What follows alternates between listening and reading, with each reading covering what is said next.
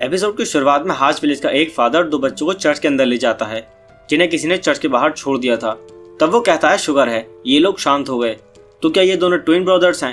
पर इन्हें देखकर लग नहीं रहा। एक बच्चा काफी ज्यादा शांत लग रहा है और दूसरा वाला काफी शैतान लग रहा है। तो इस शांत बच्चे का नाम यूनो है और इस शरारती बच्चे का नाम आस्था है। और तब हमें 15 साल के बाद का सीन दिखाया जाता है जहाँ कुछ फार्मर्स अपने मैजिक से फार्मिंग कर रहे थे और यहाँ चर्च के पास आस्था सिस्टर लिली से कह रहा था कि एक दिन मैं विजार्ड किंग बनूंगा और आपको बहुत खुश रखूंगा, सो प्लीज मुझसे शादी कर लीजिए। पर सिस्टर लिली उसे मना कर देती है और हम देखते हैं कि आस्था बिल्कुल भी नहीं मान रहा होता है। और तब सिस्टर लिली अपने मैजिक से आस्था को एक पंच मारती हैं और फिर आस्था से माफी मांगने लगती हैं। लेकिन इसके बाद भी हम देखते हैं कि आस्था अब भी नहीं मानता। और तब हम देखते हैं कि यूनो अपने मैजिक से उसे रोक देता है और तब आस्था कहता है कि आखिरकार तुम बीच में क्यों आ रहे हो। तब यूनो कहता है क्योंकि तुम्हारा बिहेवियर बहुत बेकार है और अगर तुम ऐसे ही रहे तो कोई लड़की तुम्हें भाव नहीं देगी। तब आस्था गुस्से में कहता है हम साथ साथ बड़े हुए हैं और अब तुम मुझसे ये कह रहे हो। तब यूनो कहता है आस्था सिस्टर लिली गॉड की सेवा करती हैं इसलिए वो किसी से शादी नहीं कर सकती। तब आस्था यूनो को लड़ने के लिए कहता है पर यूनो मना कर देता है और तब नैश कहता है रहने दो आस्था, तुम यूनो को कभी नहीं हरा सकते। और तब आस्था कुछ करने की कोशिश करने लगता है। तब नैश कहता है तुम्हारे पास मैजिक ही नहीं है, मुझे विश्वास नहीं होता कि तुम्हारे एज का कोई लड़का मैजिक भी नहीं यूज कर पाए। तब आस्था कहता है मैं तुमसे बड़ा हूँ, तुम मुझसे थोड़ा तमीज से बात करो। तब नैश कहता है बिल्कुल नहीं, इस दुनिया में मैजिक ही सब कुछ है, जिसके पास जितना ज्यादा मैजिक होता है वो उतना ज्यादा इम्पोर्टेंट होता है और तुम तो कोई मैजिक यूज ही नहीं कर सकते। तब आस्था कहता है तो मुझे लगता है कि अब मुझे अपना स्पेशल मूव दिखाना ही होगा। और हम देखते हैं कि आस्था एक्सरसाइज करने लगता है और दूसरी तरफ यूनो अपने मैजिक से कपड़े सुखा रहा होता है जिसे देखकर सभी बच्चे बहुत खुश हो रहे होते हैं। और तब फादर ओट्सी वहाँ पर आते हैं और कहते हैं कि यूनो ही इस चर्च की इकलौती उम्मीद है। और यहाँ सिस्टर लिली आस्था से कहती है बहुत जल्दी अवार्डिंग सेरेमनी होने वाली है और जब तुम्हें ग्रिमवॉर मिल जाएगी तब तुम भी मैजिक यूज कर पाओगे। जिसे सुनकर आस्था बहुत खुश हो जाता है और कहता है जब मैं ग्रिमवॉर हासिल कर लूंगा तब मैं मैजिक नाइट ज्वाइन कर लूंगा और फिर मैं विजार्ड किंग बन जाऊंगा। क्या मैं सही कह रहा हूँ ना यूनो? तब यूनो उसे इग्नोर करके वहां से चला जाता है जिससे आस्था को गुस्सा आ जाता है और वो भागते हुए कहता है तुम लोग बस इंतजार करो, मैं तुम्हें ये करके दिखाऊंगा। और यहाँ सिस्टर लिली यूनो को आस्था से अच्छे से बिहेव करने के लिए कहती हैं और सोचती हैं यूनो हमेशा से रोता रहता था पर जिस दिन से वो जख्मी आस्था के साथ घर वापस आया उस दिन से वो पूरी तरीके से बदल गया है और उसके बाद से मैंने उसे कभी रोते हुए नहीं देखा। और अब मुझे याद आया उस दिन से ये दोनों बदल गए हैं और आस्था भी हमेशा गंदे कपड़ों में घर वापस आने लगा है। पता नहीं वो जाकर क्या करता है। और यहाँ हम देखते हैं आस्था एक्सरसाइज कर रहा होता है और कहता है मैं विजार्ड किंग बन के रहूंगा और मुझे कोई रोक नहीं सकता और उससे पहले मुझे अपने आप को ट्रेन करना होगा। और दोबारा से एक्सरसाइज करने लगता है। और तब हमें बताया जाता है मार्च में जब डिंडोलियन के फूल हवा में उड़ने लगते हैं तब साल में एक बार फ्लोवर किंगडम में सारी जगह 15 साल के बच्चों को इकट्ठा किया जाता है और उन्हें ग्रिमवॉर टावर में बुलाया जाता है ताकि उन्हें अपनी ग्रिमवॉर मिल सके जिसकी मदद से वो अपनी मैजिक पावर को इंक्रीज कर सकते हैं। और यहाँ ग्रिमवॉर टावर के अंदर आस्था सोचता है एक बार जब मुझे अपनी ग्रिमवॉर मिल जाएगी तब मैं भी मैजिक यूज कर पाऊंगा और तब मैं यूनो को पीछे छोड़ दूंगा। तब यहाँ कुछ बच्चे आस्था और यूनो का मजाक उड़ा रहे होते हैं और कहते हैं हमें यकीन नहीं होता ऐसे बच्चे भी 6 मंथ में मैजिक नाइट का एग्जाम देंगे। सिर्फ नोबल फैमिलीज और रॉयल फैमिलीज में ही इतनी ताकत होती है जो कि इस एग्जाम को पास कर सकें और इनमें से तो एक कोई मैजिक यूज भी नहीं कर सकता और ये पूरी कंट्री में इकलौता ही होगा जो कोई मैजिक यूज नहीं कर सकता। और तब वहाँ ग्रिमवॉर टावर का मालिक आ जाता है और वो सबको वहाँ आने के लिए कॉन्ग्रेचुलेशन करता है और कहता है हमारे एरिया से ना तो कोई आज तक विजार्ड किंग बना है और ना ही मैजिक नाइट में किसी हाई रैंक पर पहुंचा है। तो इस बार मुझे उम्मीद है कि शायद तुम में से कोई एक किसी दिन विजार्ड किंग बन जाए और अब तुम्हारे ग्रिमवॉर लेने का टाइम आ चुका है। और यहाँ हम देखते हैं सभी लोगों को अपनी अपनी ग्रिमवॉर मिल जाती है। और तब यहाँ आस्था कहता है क्या मेरी ग्रिमवॉर लेट हो गई है? तब उस टावर का मास्टर कहता है तुम अगले साल ट्राई करना। जिसे सुनकर सभी लोग आस्था का मजाक उड़ाने लगते हैं। और तभी हम देखते हैं यूनो की ग्रिमवॉर अचानक से चमकने लगती है और तभी हम देखते हैं कि वो एक 4 लीफ फ्लोवर ग्रिमवॉर होती है। तब फादर कहता है ये तो वही ग्रिमवॉर है जो कि फर्स्ट विजार्ड किंग को मिली थी। तब सिस्टर लिली कहती है इस बारे में कहा जाता है कि इसके अंदर बहुत ज्यादा पावर और गुड लक है। तब यूनो कहता है सभी लोग सुन लो, अगला विजार्ड किंग मैं ही बनूंगा और सभी लोग उसे चीयर करने लगते हैं। तब आस्था गुस्से में आ जाता है और बोलता है तुम बस इंतजार करो यूनो, बहुत जल्द मैं तुम तक पहुंच जाऊंगा क्योंकि मैं तुम्हारा इकलौता कॉम्पिटिटर हूँ। तब यूनो कहता है ऐसा कभी नहीं हो सकता और वहां से चला जाता है। और तब यहाँ आस्था कह रहा होता है मुझे लगा था जब मुझे ग्रिमवॉर मिल जाएगी तब मैं मैजिक यूज कर पाऊंगा और अब तो देखो मुझे कोई ग्रिमवॉर ही नहीं मिली। पर रुको, मैं इतनी जल्दी हार नहीं मानूंगा। मैं तुम्हें जीतने नहीं दूंगा। किस्मत, मैं तुम्हें दिखा कर ही रहूंगा, चाहे इसके लिए मुझे 100 साल ही क्यों न लग जाएं। और मैं तब तक हार नहीं मानूंगा जब तक मुझे ग्रिमवॉर नहीं मिल जाती। और मैं विजार्ड किंग बनकर ये साबित कर दूंगा कि इस दुनिया में कोई भी ऑसम बन सकता है, चाहे वो एक गरीब और अनाथ बच्चा ही क्यों ना हो। और तुम मेरा इंतजार करो यूनो। और यहाँ हम देखते हैं एक बच्चा यूनो से जेलस होकर उस पर हमला करने लगता है।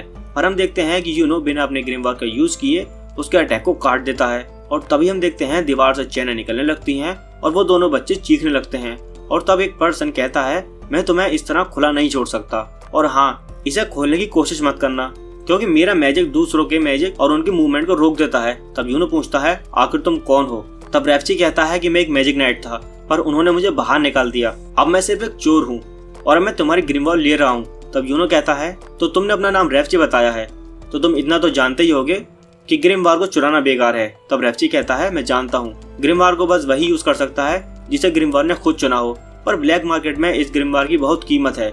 चाहे 4 लीफ क्लोवर ने तुम्हें चुना हो, पर तुम अभी भी बच्चे हो और आज तुम्हारा बहुत बुरा दिन है कि मैं यहाँ पर हूँ। तुम्हारी कहानी शुरू होने से पहले ही खत्म हो चुकी है और तुम्हारे गले का ये नेकलेस बहुत अच्छा लग रहा है। और तब हम देखते हैं आस्टा भी वहाँ पर आ जाता है और दीवार से टकराकर नीचे गिर जाता है और कहता है, आखिर यहाँ क्या हो रहा है? आखिरकार तुमने यूनो की ग्रिमवॉर क्यों पकड़ी हुई है? तुम एक चोर हो। तब रेफची कहता है, तो तुम वही लड़के हो ना जिसे ग्रिमवॉर नहीं मिली?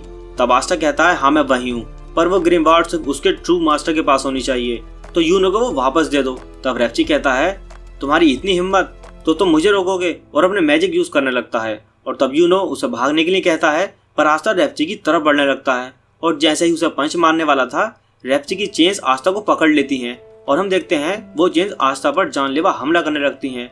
तभी आस्टा सोचता है, तो ये सारे मैजिक यूजर्स ये सब कुछ कर सकते हैं, मुझे यकीन नहीं हो रहा, इतनी ज्यादा फिजिकल ट्रेनिंग करने के बावजूद भी मैं इसे हरा नहीं सकता। तब रेफची आस्टा पर हंसने लगता है। तब आस्टा कहता है, ये अभी खत्म नहीं हुआ है, मैं एक दिन विजार्ड किंग बनकर रहूंगा। तब रेफची कहता है, मैं इन चेन्स की मदद से किसी का भी मैजिक पावर को सेंस कर सकता हूँ। और तुम्हें देखो, तुम्हारे अंदर तो मैजिक का एक कतरा भी नहीं है, तो शायद इसी वजह से तुम्हें कोई ग्रिमवॉर नहीं मिली। इस दुनिया में मैजिक ही सब कुछ है और देखो तुम्हारे पास तो कोई मैजिक ही नहीं है, तो तुम बहुत प्रेशियस हो। तब आस्टा सोचता है, अगर ये सच है तो चाहे मैं जितना मर्जी ट्रेनिंग कर लूँ, मैं कभी मैजिक यूज नहीं कर पाऊंगा। तब रेफची कहता है, विजार्ड किंग बनना तो तुम भूल ही जाओ, तुम्हें तो कोई जॉब भी नहीं मिलेगी और तुम्हारा दोस्त तुम्हारी इस कंडीशन पर बहुत हंसेगा। इस दुनिया को तुम जैसे की कोई जरूरत नहीं है, तुम बस एक लूजर हो। तब आस्टा सोचता है, ये सच कह रहा है, मैं चाहे जितनी मर्जी ट्रेनिंग कर लूं, पर इस दुनिया में कुछ चीजें हैं जो मैं नहीं कर सकता, तो शायद मुझे हार मान लेनी चाहिए। पर तभी यूनो कहता है, आखिरकार तुम किसे लूजर कह रहे हो? आस्टा, ये सच है कि तुम विजार्ड किंग नहीं बन सकते, क्योंकि असलियत में विजार्ड किंग मैं बनूंगा, पर तुम आस्टा के बारे में गलत हो। रेफची, आस्टा कोई लूजर नहीं है, मेरा राइवल है। और तब आस्टा उसे वहां से हटने के लिए कहता है और तब हम देखते हैं रेफची डरने लगता है।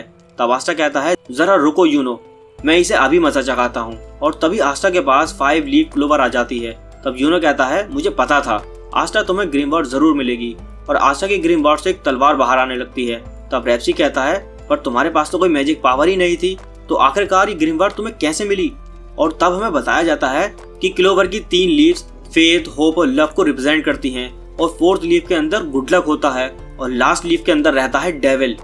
और हमें 10 साल पहले का सीन दिखाया जाता है जहां आस्टा और यूनो भाग रहे होते हैं और यूनो भागते हुए गिर जाता है और रोने लगता है। और तब आस्टा उसे उठाते हुए कहता है, तुम ऐसे मत रो, मैं हमेशा तुम्हारा साथ दूंगा। और वो दोनों पहाड़ी की ओर भागने लगते हैं। और तब यहाँ वो लोग सभी खाना खा रहे होते हैं। तब आस्टा कहता है, जब मैं बड़ा हो जाऊंगा तब आप मेरे साथ शादी करके मेरे लिए ऐसा खाना बनाना। तब सिस्टर लिली कहती हैं, एक्चुअल में ये खाना फादर ने बनाया है, तो क्या तुम उनसे शादी करना चाहोगे? तब आस्टा इस बात पे चिढ़ जाता है। तब यूनो कहता है, ऐसा नहीं हो सकता, सिस्टर लिली किसी से शादी नहीं कर सकती। तब आस्टा कहता है, पर मैं हार नहीं मानूंगा। और यहाँ सिस्टर लिली उन दोनों को पहले विजार्ड किंग की कहानी सुना रही होती हैं, जिसमें लिखा था कि कैसे फर्स्ट विजार्ड किंग ने डीमन को हराकर शांति स्थापित की थी। तब अगले दिन आस्टा सिस्टर लिली से विजार्ड किंग के बारे में पूछने लगता है। तब सिस्टर लिली उसे बताती हैं, विजार्ड किंग एक टाइटल है जो कि जनरेशन टू जनरेशन पास होता रहता है। ये विजार्ड किंग की पावर ही है जिसकी वजह से क्लोवर किंगडम में शांति है और वह किंग के बाद दूसरा सबसे इम्पोर्टेंट पर्सन है। तब आस्टा कहता है, तो फिर तय हो गया, अगला विजार्ड किंग मैं ही बनूंगा। जिसे सुनकर सिस्टर लिली और यूनो दोनों हैरान हो जाते हैं। तब सिस्टर लिली के पूछने पर आस्टा बताता है, क्योंकि विजार्ड किंग ने डीमन को हराया था तो इसका मतलब वो जरूर बहुत ज्यादा स्ट्रॉन्ग और कूल होंगे। मैं बस बड़ा होकर उनकी तरह बनना चाहता हूँ, और अगर मैं एक बार विजार्ड किंग बन गया तब मैं आप सबकी लाइफ को इजी बना पाऊंगा और इस बेकार सी चर्च को ठीक करवा दूंगा। और जब मैं एक बार विजार्ड किंग बन जाऊंगा तब आप मेरे से शादी कर लेना। पर सिस्टर लिली उसे फिर से मना कर देती हैं। तब हम देखते हैं सर्दियों का मौसम आ चुका होता है और आस्टा अपने मैजिक का यूज करने की कोशिश कर रहा होता है, लेकिन उस कोशिश का कोई फायदा नहीं हो रहा होता। तब आस्टा कहता है, सिस्टर लिली मैं आपकी मदद कर देता हूँ और फिर आप मुझसे शादी कर लेना। पर हम देखते हैं सिस्टर लिली फिर से मना कर देती हैं और तब आस्टा फिर से रोते हुए जिद करने लगता है और यहाँ यूनो बच्चों को संभाल रहा होता है। तब आस्टा कहता है, मैं इसे संभालता हूँ, एक फ्यूचर विजार्ड किंग के लिए कितना ही मुश्किल होगा। और आखिर में सिस्टर लिली ही उसे चुप करवाती हैं। पर तभी फादर वहाँ आ जाता है और यूनो और आस्टा में से किसी एक को काम करने के लिए कहता है और आस्टा ये काम करने के लिए बहुत एक्साइटेड होता है। तब फादर वो काम यूनो को करने के लिए कहते हैं और कहते हैं ये बहुत इंपॉर्टेंट लेटर है तो मैं इसे आस्टा को नहीं दे सकता, तो चुपके से ये काम तुम कर लो। मुझे पास के विलेज के मेयर से मिलना होगा क्योंकि हमें सर्दियों के लिए खाना चाहिए। तब यूनो उस लेटर को लेकर वहाँ से चला जाता है। तब रेखा आस्टा से कहती है, अगर तुम मैजिक यूज नहीं कर सकते हो तो कम से कम लकड़ियाँ ही काट दो, तो आखिरकार तुम कुछ तो काम आ जाओगे। जिससे आस्टा चिढ़ जाता है और हम देखते हैं एक बार ओनर एक पर्सन के पास पैसे न होने की वजह से उसे बाहर निकाल देता है। पर तभी यूनो वहाँ से गुजरता है और उसके पेंडेंट को देखकर वो आदमी मुस्कुराने लगता है। यूनो उस लेटर को सक्सेसफुली डिलीवर कर देता है। तब वो पर्सन यूनो को रोक लेता है और यहाँ सिस्टर लिली यूनो की फिक्र कर रही होती है। तब वो पर्सन यूनो को मारकर उसका पेंडेंट ले लेता है और यूनो रोते रोते अपने पेंडेंट वापस मांग रहा होता है और अपने मैजिक का यूज करने लगता है। तब वो पर्सन कहता है, अगर तुम इस बेकार से स्पेल से मेरे साथ लड़ोगे तो मारे जाओगे। पर तभी हम देखते हैं आस्टा आकर उस आदमी के ऊपर कूद जाता है और वो आदमी उसे दूर फेंक देता है। पर आस्टा फिर भी उस आदमी को नहीं छोड़ रहा होता और वो आदमी बार बार आस्टा को मार रहा होता है। पर फिर भी आस्टा हार नहीं मानता, जिससे तंग आकर वो आदमी उस पेंडेंट को वहीं फेंक कर वहाँ से चला जाता है और आस्टा नीचे गिर जाता है और यूनो उससे माफी मांगने लगता है और कहता है, तुम मेरी इतनी चिंता मत करा करो, मैंने तो तुम्हें पहले ही कहा था, मैं हमेशा तुम्हारा साथ दूंगा। और यहाँ प्रेजेंट में यूनो सोच रहा होता है, तुमने हमेशा वही किया है जो हम कभी सोच भी नहीं सकते। और यहाँ रैपची प्रेजेंट में कह रहा होता है, तुम्हारे पास तो कोई मैजिक ही नहीं था तो तुम्हारे पास ये ग्रिमवॉल्व कैसे आई, आखिर तुम क्या हो। उधर रैपची अपनी चैन से आस्टा के ऊपर हमला करने लगता है और आस्टा अपनी तलवार से उस मैजिक को काट देता है और अपनी पूरी पावर से उसके ऊपर हमला करने लगता है और कहता है, चाहे मेरे पास कोई मैजिक पावर ना हो पर मैं फिर भी विजार्ड किंग बन के रहूंगा और कभी हार नहीं मानूंगा, यही मेरी मैजिक है। और वो उसे दीवार पर पटक देता है और कहता है, मैंने हमेशा अपनी बॉडी को ट्रेन किया है तो आखिरकार वो आज मेरे काम आ ही गई। और हमें फिर से पास का सीन दिखाया जाता है जहाँ यूनो आस्टा से माफी मांग रहा होता है। तब आस्टा कहता है, ये तो कुछ भी नहीं है, तुम्हारी इसमें कोई भी गलती नहीं है और मैं विजार्ड किंग बन के तुम्हें और बाकी सबको बचाऊंगा और तुम्हें किसी भी चीज की चिंता करने की जरूरत नहीं पड़ेगी। और मैं सभी को ये प्रूफ कर दूंगा, चाहे आप गरीब हो या फिर आप अनाथ, आप फिर भी विजार्ड किंग बन सकते हो। कोई भी ये कर सकता है अगर कोई पूरी शिद्दत से करना चाहे वो मैं हूँ या फिर तुम। और तब यूनो अपने आंसुओं को पोंछकर कहता है, अब मैं भी कभी नहीं रोऊंगा, मैंने सोच लिया है मैं विजार्ड किंग बनूंगा और मैं भी स्ट्रांग हो गए तुम सभी को बचाऊंगा ताकि मैं तुम सभी की जिंदगी को अच्छा बना सकूं और मैं कभी हार नहीं मानूंगा। और यहाँ प्रेजेंट में आस्टा यूनो को अपनी ग्रिमवॉल्व दिखा रहा होता है। तब यूनो कहता है, तो तुमने आज मुझे फिर से बचा लिया और एक दिन मैं इस उधार को जरूर चुका दूंगा। आस्टा, क्या तुम्हें हमारा प्रॉमिस याद है? और तब हमें वो प्रॉमिस दिखाया जाता है जहाँ वो दोनों एक दूसरे को अपना राइवल मानते हैं। तब आस्टा कहता है, मुझे तो लगा था तुम भूल चुके होगे। तो यूनो कहता है, वो तो तुम थे आस्टा जिसने मुझे उम्मीद दी थी कि हम जैसे लोग भी इस दुनिया में कुछ हासिल कर सकते हैं और इसे पूरा करने के लिए। तब वो दोनों कहते हैं, हम विजार्ड किंग बनने के लिए अपनी पूरी जी जान लगा देंगे। और यहाँ हम देखते हैं एक डीमन शहर पर हमला कर देता है और तब एक विजार्ड किंग आकर उसे हरा देता है। और हमें बताया जाता है कि जब एक डीमन की वजह से पूरी ह्यूमैनिटी पर खतरा था तब एक अकेले विजार्ड ने आकर पूरी इंसानियत को बचाया था और तब उसे विजार्ड किंग का दर्जा दिया गया और तब से वो एक लेजेंड बन गया। और अब हमें आज के क्लोवर किंगडम का विजार्ड किंग दिखाया जाता है जो कि पूरी क्लोवर किंगडम में शांति बनाए रखता है। और हमें बताया जाता है मैजिक नाइट में विजार्ड किंग के 9 स्क्वाड हैं और वो सारी विजार्ड किंग के अंडर आती हैं और ये सभी मिलकर अपनी कंट्री को सेफ रखते हैं। और यहाँ हम देखते हैं आस्टा अपनी तलवार के साथ ट्रेनिंग कर रहा होता है और एक बर्ड उसे बार बार घूर रही होती है। और तब आस्टा अपने ग्रीमवॉल्व को पकड़कर कहता है, चाहे मेरे पास कोई मैजिक नहीं है तो फिर क्या हुआ, मैं फिर भी ऊंचाइयों को छूंगा। और वो फिर से अपनी तलवार को पकड़कर ट्रेनिंग करने लगता है और कहता है, मुझे पूरा यकीन है कि यूनो भी अपनी स्पेशल ट्रेनिंग कर रहा होगा तो फिर मैं भी पीछे नहीं हट सकता। तब हमें बताया जाता है कि Ashta magic night exam entrance के लिए तैयारी कर रहा है जो कि अब से 6 मंथ के बाद क्लोवर किंगडम के रॉयल कैपिटल में होगा। और यहाँ यूनो भी तैयारी कर रहा होता है और कहता है मुझे थोड़ी और प्रैक्टिस कर लेनी चाहिए, मुझे पूरा यकीन है कि वो भी ट्रेनिंग कर रहा होगा। और तब यहाँ ग्रिम टावर के फादर कहते हैं यूनो का तो मुझे समझ आ रहा है, पर क्या आस्था को भी इस एग्जाम में अलाउड करना सही रहेगा? तब ग्रिम टावर का ओनर कहता है अगर वो करना चाहता है तो इसमें कोई बुराई नहीं है, हमारे साथ और भी यहाँ पर बच्चे थे, पर लगता है वो एग्जाम देने से डर गए हैं। पर फादर फिर से बार बार वही सवाल पूछ रहा होता है और ग्रिम टावर का ओनर सेम आंसर दे रहा होता है और कहता है मुझे अब समझ आया कि अगर आस्था रॉयल कैपिटल चला जाएगा तो तुम्हें अकेलापन महसूस होगा। तब फादर कहते हैं ऐसी कोई बात नहीं है, हमें पता है कि आस्था फेल होने वाला है, तो फिर इस एग्जाम में पार्टिसिपेट करने का क्या पॉइंट, और बाकी बच्चे भी तो उसे बहुत मिस करेंगे और तुम दोनों मुझे ऐसा देखना बंद करो। तब सिस्टर लिली कहती हैं मैं भी उन्हें बहुत मिस करूंगी, पर उन्हें अपने अपने रास्ते पर जाने देना चाहिए। तब ग्रिम टावर का ओनर कहता है तुम इस तरह सोचो, अगर यूनो जीत भी गया तो आस्था हार कर वापस आ जाएगा। तब फादर खुश होकर कहता है आप सही कह रहे हो, चाहे यूनो चला जाएगा पर आस्था तो हमारे पास ही आ जाएगा। और अब आस्था की ग्रिम वॉर के बारे में बात करते हैं। तो क्या आपको सच में लगता है कि वो एक ग्रिम वॉर है, क्योंकि आस्था के पास तो कोई मैजिक ही नहीं है? तब ग्रिम टावर का ओनर कहता है मुझे उसके बारे में कुछ नहीं पता, और सोचता है 5 लीफ क्लोवर, ये बहुत अजीब बात है।